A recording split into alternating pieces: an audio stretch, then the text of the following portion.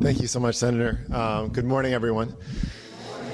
It's so great to be here for this historic day and with this incredible group of leaders and advocates. I won't reiterate the tremendous thanks that are owed to the great group of legislators who are here, to the incredible list of organizations that the governor and the senator just mentioned. I would only also just add a tremendous debt of gratitude to the staff who helped us put this bill together, who I see in the room today. Ashley Stead from the Senate and Kat Bray from the House. We're just so grateful to you guys for all of this sort of unseen hard work that you do every day. Thank you so much. In the housing community, in the community of advocates for affordable housing, we often say housing is a human right. It's a phrase you hear us say a lot. But of course it's not.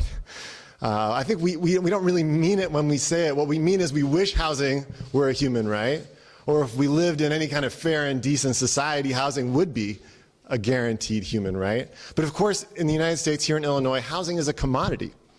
It's bought and sold and rented at prices determined by the market. And if you can't afford it, there's no guarantee that you get it. You simply don't. You can either pay the price the market sets or you don't have it.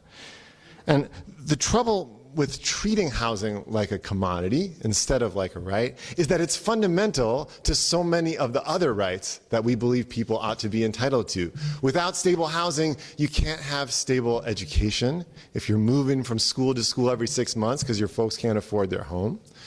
You can't have a stable access to economic opportunity. You can't have stable communities.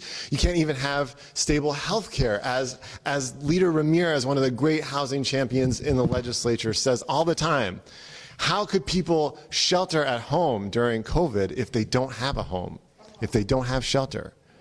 Housing is connected to health outcomes too.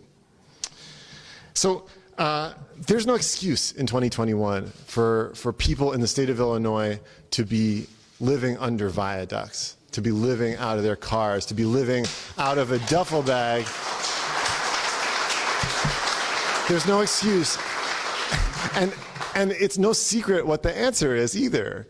The answer to unhoused people is housing. It's not complicated. If we have unhoused people, let's build them housing and put them in homes. Provide them the supportive services like we see here to keep people in their homes and to access those other important rights. Housing ought to be a human right.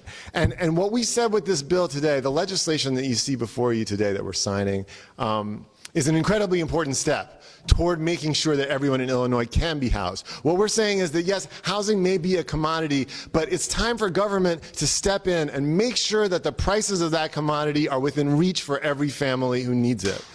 We are tipping the scales. With this bill, government is putting its finger on the scales of the free market. We are saying that we are going to create incentives, we're going to reduce the taxes, we're going to increase access to capital for developers to create housing that people can afford in every community across the state of Illinois. It's an incredibly important step toward that ultimate goal, that we should all be mindful of and all be working toward, of ultimately making housing a guaranteed right for everyone in the state of Illinois. This legislative session, I've been fortunate enough to be the chair of the new Housing Committee in the Illinois House. And I've represented for the past 7 years a community that has grappled with enormous challenges of gentrification and displacement and seen tens of thousands of families pushed out of their homes as a result of a changing neighborhood. So through my role representing that community, through my role as chair of the Housing Committee, I can tell you that stable housing is a vital need for hundreds of thousands of Illinoisans, and today we take a vital first step toward providing that housing. I'm so proud to have been a part of this bill. I'm so proud to see it signed into law today, and I thank you all so much for being here with us this morning.